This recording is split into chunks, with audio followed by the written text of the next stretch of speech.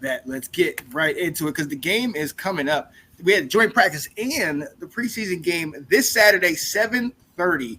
Play the Miami Dolphins. Obviously, the Tua and Tyreek Hill probably not be in those games, but let's talk about those joint practices, Will. Yeah. So what I'm looking for, there's two things. I'll go over the first one, is our offensive line.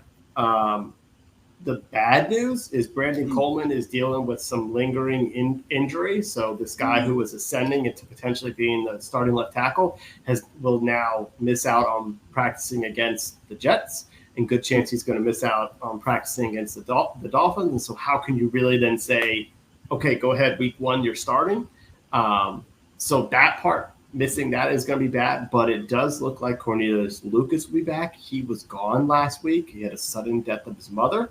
And then right tackle Andrew Wiley is finally getting healthy enough to practice. And so we may get that starting offensive line to finally practice together, because the one part of training camp that has not been good is they've been shuffling so many guys around. They've been bringing free agent tackles in, that there may be a chance against the Dolphins during practice, not the preseason game, but that we could have our potential starting 5 offensive linemen finally work together. And that would be good to see. We need that. Absolutely. Because you got to build that continuity. And if they're not on the field together, because I've noticed that we have been shuffling a lot.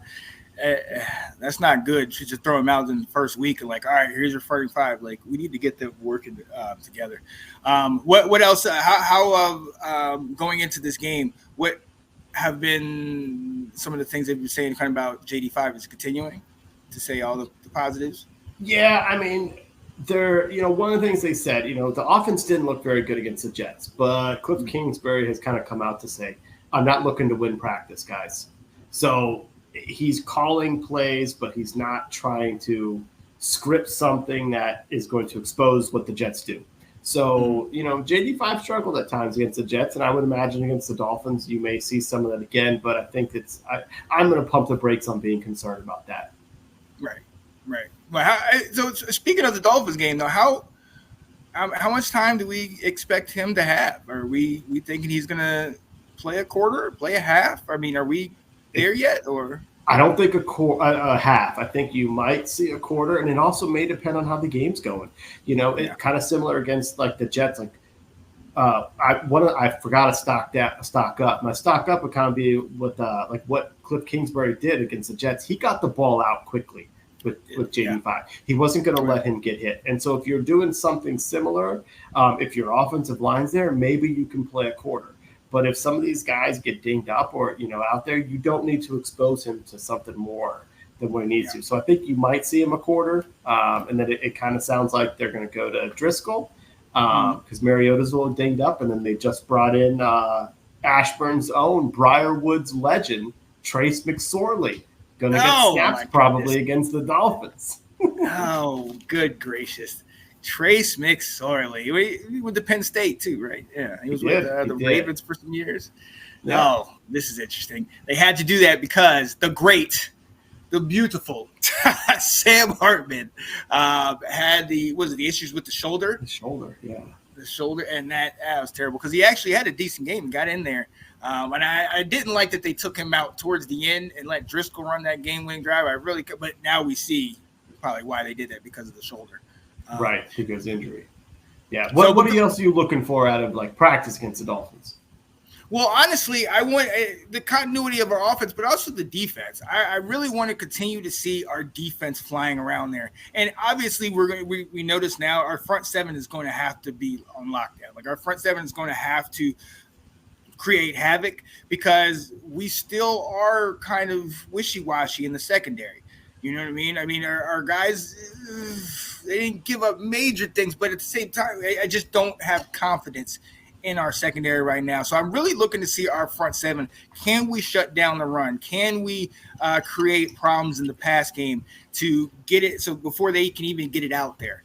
I'm really looking to see them keep progressing towards the regular season from a bend but don't break defense to a formidable defense, a defense that can create turnovers.